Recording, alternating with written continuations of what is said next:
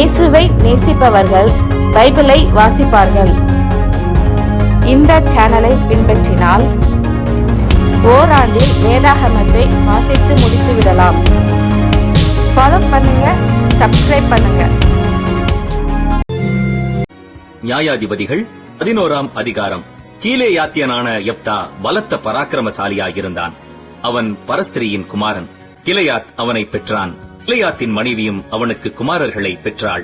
அவன் மனைவி பெற்ற குமாரர் பெரியவர்களான பின்பு அவர்கள் யெப்தாவை நோக்கி, உனக்கு எங்கள் தகப்பன் வீட்டிலே சுதந்திரம் இல்லை, நீ அந்நிய ஸ்திரியின் மகன் என்று சொல்லி அவனை துரத்தினார்கள்.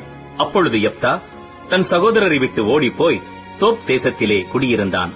வீணரான மனுஷர் யெப்தாவோடே கூடிக்கொண்டு அவனோடே கூட யுத்தத்திற்கு போவார்கள்.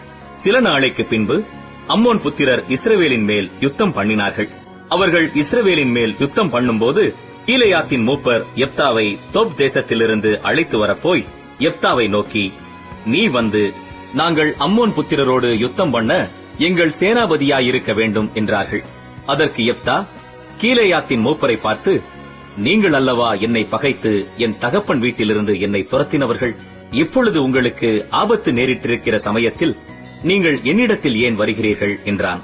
அதற்கு கீலேயாத்தின் மூப்பர் யெப்தாவை நோக்கி, நீ எங்களுடனே கூட வந்து அம்மோன் புத்திரரோடு யுத்தம் பண்ணி கீலேயாத்தின் குடிகளாகிய எங்கள் அனைவர் மேலும் தலைவனாயிருக்க வேண்டும். இதற்காக இப்பொழுது உன்னிடத்தில் வந்தோம் என்றார்கள். அம்மோன் புத்திரரோடே யுத்தம் பண்ண நீங்கள் என்னை திரும்ப அழைத்து போன பின்பு கர்த்தர் அவர்களை என் முன்னிலையாய் ஒப்புக் கொடுத்தால் என்னை உங்களுக்கு தலைவனாய் வைப்பீர்களா என்று கீலேயாத்தின் மூப்பரை கேட்டான். கீலேயாத்தின் மூப்பர் யெப்தாவை பார்த்து, நாங்கள் உன் வார்த்தையின்படியே செய்யாவிட்டால் கர்த்தர் நமக்கு நடுநின்று கேட்பாராக என்றார்கள். அப்பொழுது யெப்தா கீலேயாத்தின் மூப்பரோடே கூட போனான். ஜனங்கள் அவனை தங்கள் மேல் தலைவனும் சேனாபதியுமாக வைத்தார்கள். யெப்தா தன் காரியங்களை எல்லாம் மிஸ்பாவிலே கர்த்தருடைய சந்நிதியிலே சொன்னான். பின்பு யெப்தா அம்மோன் புத்திரரின் ராஜாவினிடத்திற்கு ஸ்தானாபதிகளை அனுப்பி, நீ என் தேசத்தில் எனக்கு விரோதமாக யுத்தம் பண்ண வருகிறதற்கு எனக்கும் உனக்கும் என்ன வழக்கு இருக்கிறது என்று கேட்கச் சொன்னான்.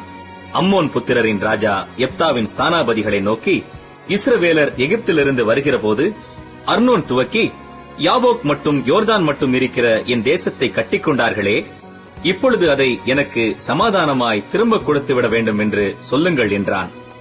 யெப்தா மறுபடியும் அம்மோன் புத்திரரின் ராஜாவினிடத்திற்கு ஸ்தானாபதிகளை அனுப்பி அவனுக்கு சொல்லச் சொன்னதாவது, யெப்தா சொல்லுகிறது என்னவென்றால், இஸ்ரவேலர் மோவாபியரின் தேசத்தையாகிலும் அம்மோன் புத்திரரின் தேசத்தையாகிலும் கட்டிக்கொண்டதில்லையே. இஸ்ரவேலர் எகிப்திலிருந்து வருகிறபோது வனாந்தரத்தில் சிவந்த சமுத்திரம் மட்டும் நடந்து பின்பு காதேசுக்கு வந்து இஸ்ரவேலர் ஏதோமின் ராஜாவினிடத்திற்கு ஸ்தானாபதிகளை அனுப்பி, நாங்கள் உன் தேசத்து வழியாய் கடந்து போகட்டும் என்று சொல்லச் சொன்னார்கள். அதற்கு ஏதோமின் ராஜா செவி கொடுக்கவில்லை. அப்படியே மோவாபின் ராஜாவினிடத்திற்கும் அனுப்பினார்கள். அவனும் சம்மதிக்கவில்லை.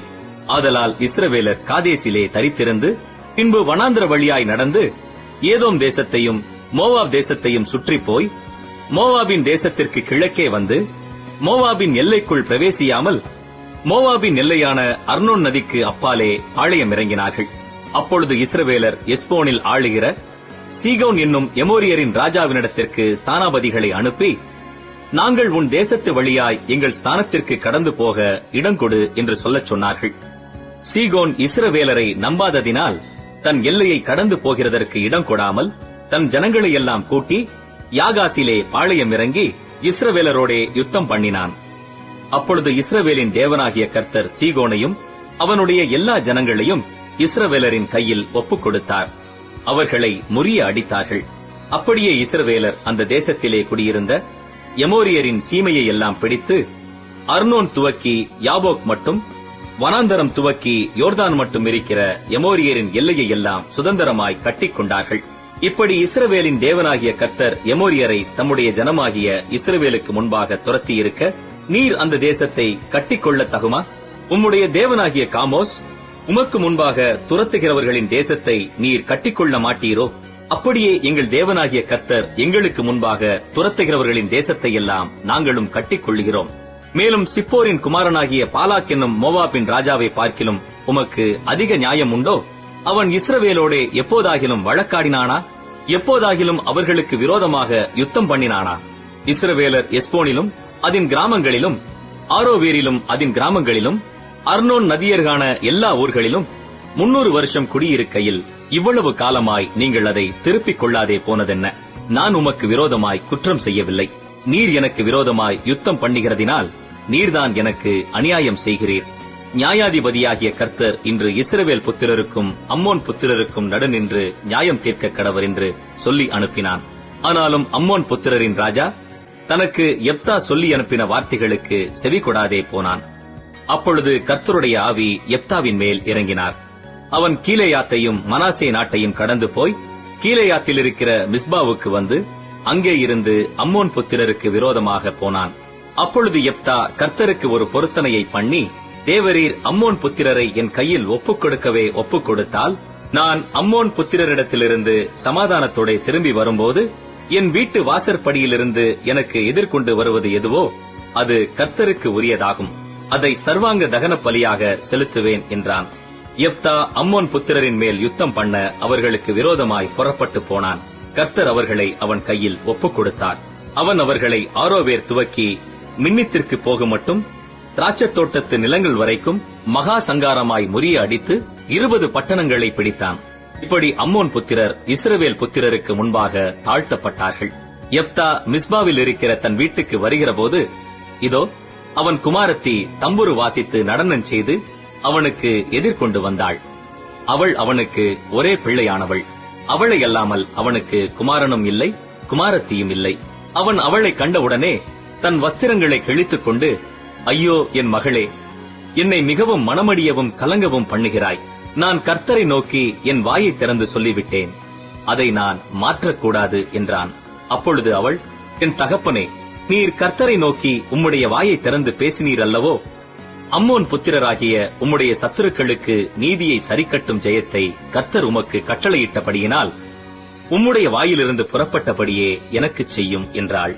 பின்னும் அவள் தன் தகப்பனை நோக்கி, நீர் எனக்கு ஒரு காரியம் செய்ய வேண்டும். நான் மலைகளின் மேல் போய் திரிந்து நானும் என் தோழிமார்களும் என் கன்னிமையின் நிமித்தம் துக்கம் கொண்டாட எனக்கு 2 மாதம் தவணை கொடும் என்றாள். அதற்கு அவன், போய் வா என்று அவளை 2 மாதத்திற்கு அனுப்பிவிட்டான்.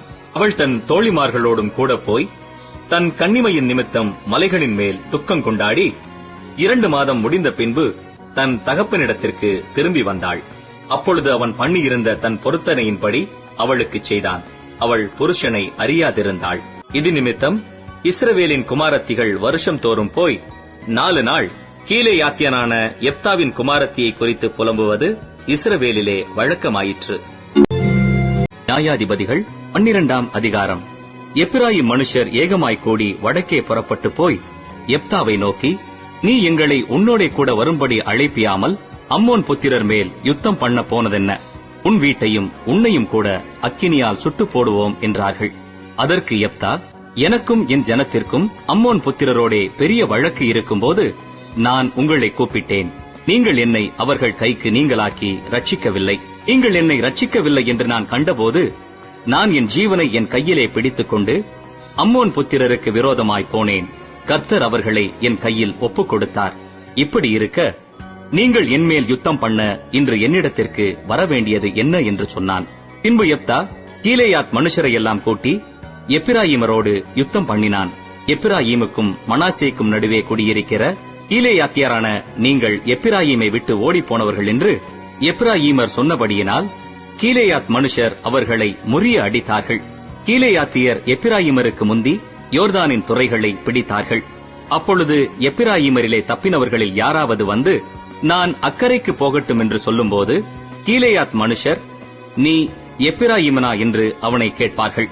அவன் அல்ல என்றால், நீ ஷிபோலேத் என்று சொல் என்பார்கள். அப்பொழுது அவன் அப்படி உச்சரிக்க கூடாமல் சிபோலேத் என்பான். அப்பொழுது அவனை பிடித்து யோர்தான் துறையிலே வெட்டி போடுவார்கள். அக்காலத்திலே எப்பிராயீமில் 42,000 பேர் விழுந்தார்கள். யெப்தா இஸ்ரவேலை 6 வருஷம் நியாயம் விசாரித்தான். பின்பு கீலேயாத்தியனான யெப்தா மரித்து கீலேயாத்திலுள்ள ஒரு பட்டணத்தில் அடக்கம் பண்ணப்பட்டான். அவனுக்கு பின்பு பெத்லகேம் ஊரானாகிய இப்சான் இஸ்ரவேலை நியாயம் விசாரித்தான். அவனுக்கு 30 குமாரரும் 30 குமாரத்திகளும் இருந்தார்கள். 30 குமாரத்திகளையும் புறத்திலே விவாகம் பண்ணி கொடுத்து தன் குமாரருக்கு 30 பெண்களை புறத்திலே கொண்டான். அவன் இஸ்ரவேலை 7 வருஷம் நியாயம் விசாரித்தான். பின்பு இப்சான் மரித்து பெத்லகேமிலே அடக்கம் பண்ணப்பட்டான். அவனுக்கு பின்பு செபலோனியனாகிய ஏலோன் இஸ்ரவேலை நியாயம் விசாரித்தான். அவன் 10 வருஷம் இஸ்ரவேலை நியாயம் விசாரித்தான். பின்பு செபலோனியனாகிய ஏலோன் மரித்து செபலோன் தேசமான ஆயலோன் ஊரில் அடக்கம் பண்ணப்பட்டான். அவனுக்கு பின்பு இல்லேலின் குமாரனாகிய பிரத்தோனியனான அப்தோன் இஸ்ரவேலை நியாயம் விசாரித்தான். அவனுக்கு 40 குமாரரும் 30 பேரப்பிள்ளைகளும் இருந்தார்கள். அவர்கள் 70 கழுதைகளின் மேல் ஏறுவார்கள். அவன் இஸ்ரவேலை 8 வருஷம் நியாயம் விசாரித்தான். பின்பு பிரத்தோனியனான இல்லேலின் குமாரனாகிய அப்தோன் மரித்து எப்பிராயிம் தேசத்தில் அமலேக்கியர் மலையில் இருக்கிற பிரத்தோனிலே அடக்கம் பண்ணப்பட்டான். நியாயாதிபதிகள் 13ஆம் அதிகாரம். இஸ்ரவேல் புத்திரர் மறுபடியும் கர்த்தரின் பார்வைக்கு பொல்லாப்பானதை செய்தபடியால் கர்த்தர் அவர்களை 40 வருஷம் அளவும் பெலிஸ்தர் கையில் ஒப்புக் கொடுத்தார். அப்பொழுது தான் வம்சத்தானாகிய சோரா ஊரானான ஒரு மனுஷன் இருந்தான். அவன் பேர் மனோவா. அவன் மனைவி பிள்ளை பெறாத மலடியாயிருந்தாள். கர்த்தருடைய தூதனானவர் அந்த ஸ்திரீக்கு தரிசனமாகி அவளை நோக்கி, இதோ பிள்ளை பெறாத மலடியான நீ கற்பந்தரித்து ஒரு குமாரனை பெறுவாய். ஆதலால் நீ திராட்சரசமும் மதுபானமும் குடியாத படிக்கும், தீட்டானது ஒன்றும் புசியாத படிக்கும் எச்சரிக்கையாயிரு. நீ கற்பந்தரித்து ஒரு குமாரனை பெறுவாய். அவன் தலையின் மேல் சவரகன் கத்தி படலாகாது. அந்த பிள்ளை பிறந்தது முதல் தேவனுக்கென்று நசரேயனாயிருப்பான். அவன் இஸ்ரவேலை பெலிஸ்தரின் கைக்கு நீங்களாக்கி ரட்சிக்கத் தொடங்குவான் என்றார். அப்பொழுது அந்த ஸ்திரீ தன் புருஷனிடத்தில் வந்து, தேவனுடைய மனுஷன் ஒருவர் என்னிடத்தில் வந்தார். அவருடைய சாயல் தேவனுடைய தூதரின் சாயலைப் போல மகா பயங்கரமாயிருந்தது.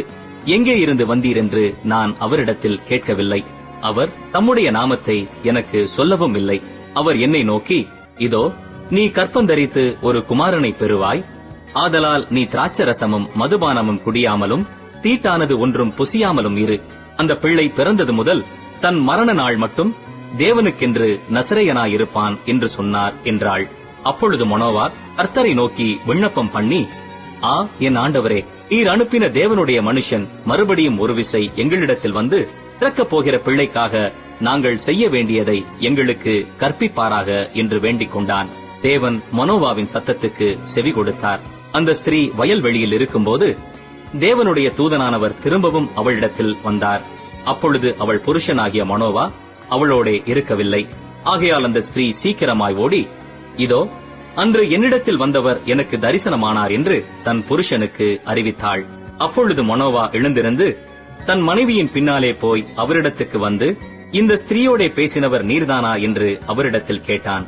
அவர், நான் தான் என்றார். அப்பொழுது மனோவா, நீர் சொன்ன காரியம் நிறைவேறும்போது அந்த பிள்ளையை எப்படி வளர்க்க வேண்டும், அதை எப்படி நடத்த வேண்டும் என்று கேட்டான். கர்த்தருடைய தூதனானவர் மனோவாவை நோக்கி, நான் ஸ்திரீயோடே சொன்ன யாவற்றிற்கும் அவள் எச்சரிக்கையாயிருந்து திராட்சை செடியிலே உண்டாகிறதொன்றும் சாப்பிடாமலும் திராட்சரசமும் மதுபானமும் குடியாமலும் தீட்டானதொன்றும் புசியாமலும் நான் அவளுக்கு கட்டளையிட்டதையெல்லாம் கைக்கொள்ள கடவள் என்றார். அப்பொழுது மனோவா கர்த்தருடைய தூதனை நோக்கி, நாங்கள் ஒரு வெள்ளாட்டுக்குட்டியை உமக்காக சமைத்துக் கொண்டு வர மட்டும் தரித்திரும் என்றான். கர்த்தருடைய தூதனானவர் மனோவாவை நோக்கி, நீ என்னை இருக்கச் சொன்னாலும் நான் உன் உணவை புசியேன். நீ சர்வாங்க தகனபலி இட வேண்டுமானால் அதை நீ கர்த்தருக்கு செலுத்துவாயாக என்றார். அவர் கர்த்தருடைய தூதன் என்று மனோவா அறியாதிருந்தான். அப்பொழுது மனோவா கர்த்தருடைய தூதனை நோக்கி, நீர் சொன்ன காரியம் நிறைவேறும்போது நாங்கள் உம்மை கனம் பண்ணும்படி உம்முடைய நாமம் என்ன என்று கேட்டான். அதற்கு கர்த்தருடைய தூதனானவர், என் நாமம் என்ன என்று நீ கேட்க வேண்டியது என்ன? அது அதிசயம் என்றார். மனோவா போய் வெள்ளாட்டுக்குட்டியையும் போஜன பலியையும் கொண்டு வந்து அதை கன்மலையின் மேல் கர்த்தருக்கு செலுத்தினான். அப்பொழுது மனோவாவும் அவன் மனைவியும் பார்த்துக் கொண்டிருக்கையில் அதிசயம் விளங்கினது. அக்கினி ஜுவாலை பலிபீடத்திலிருந்து வானத்திற்கு நேராக எழும்புகையில் கர்த்தருடைய தூதனானவர் பலிபீடத்தின் ஜுவாலையிலே ஏறிப்போனார். அதை மனோவாவும் அவன் மனைவியும் கண்டு தரையிலே முகம் குப்புற விழுந்தார்கள். பின்பு கர்த்தருடைய தூதனானவர் மனோவாவுக்கும் அவன் மனைவிக்கும் காணப்படவில்லை. அப்பொழுது அவர் கர்த்தருடைய தூதன் என்று மனோவா அறிந்து தன் மனைவியை பார்த்து, நாம் தேவனை கண்டோம், சாகவே சாவோம் என்றான். அதற்கு அவன் மனைவி, கர்த்தர் நம்மை கொன்று போட சித்தமாயிருந்தால் அவர் நம்முடைய கையிலே சர்வாங்க தகன பலியையும் போஜன பலியையும் ஒப்புக்கொள்ள மாட்டார். இவைகளை எல்லாம் நமக்கு காண்பிக்கவும் மாட்டார், இவைகளை நமக்கு அறிவிக்கவும் மாட்டார் என்றாள். பின்பு அந்த ஸ்திரீ ஒரு குமாரனை பெற்று அவனுக்கு சிம்சோன் என்று பெயரிட்டாள். அந்த பிள்ளை வளர்ந்தது. கர்த்தர் அவனை ஆசீர்வதித்தார். அவன் சோராவுக்கும் எஸ்தாவோலுக்கும் நடுவில் உள்ள தானின் பாளையத்தில் இருக்கையில் கர்த்தருடைய ஆவியானவர் அவனை ஏவத் துவக்கினார். சங்கீதம் 130. கர்த்தாவே, ஆழங்களிலிருந்து உம்மை நோக்கி கூப்பிடுகிறேன். ஆண்டவரே, என் சத்தத்தை கேளும். என் விண்ணப்பங்களின் சத்தத்திற்கு உமது செவிகள் கவனித்திருப்பதாக. கர்த்தாவே, நீர் அக்கிரமங்களை கவனித்திருப்பீரானால் யார் நிலை நிற்பான்? ஆண்டவரே, உமக்கு பயப்படும்படிக்கு உம்மிடத்தில் மன்னிப்பு உண்டு. கர்த்தருக்கு காத்திருக்கிறேன். என் ஆத்துமா காத்திருக்கிறது. அவருடைய வார்த்தையை நம்பியிருக்கிறேன். எப்பொழுது விடியும் என்று விடிய காலத்துக்கு காத்திருக்கிற ஜாமக்காரரை பார்க்கிலும் அதிகமாய் என் ஆத்துமா ஆண்டவருக்கு காத்திருக்கிறது. இஸ்ரவேல் கர்த்தரை நம்பியிருப்பதாக. கர்த்தரிடத்தில் கிருபையும் அவரிடத்தில் திரளான மீட்பும் உண்டு. அவர் இஸ்ரவேலை அதன் சகல அக்கிரமங்களினின்றும் மீட்டுக் கொள்வார்.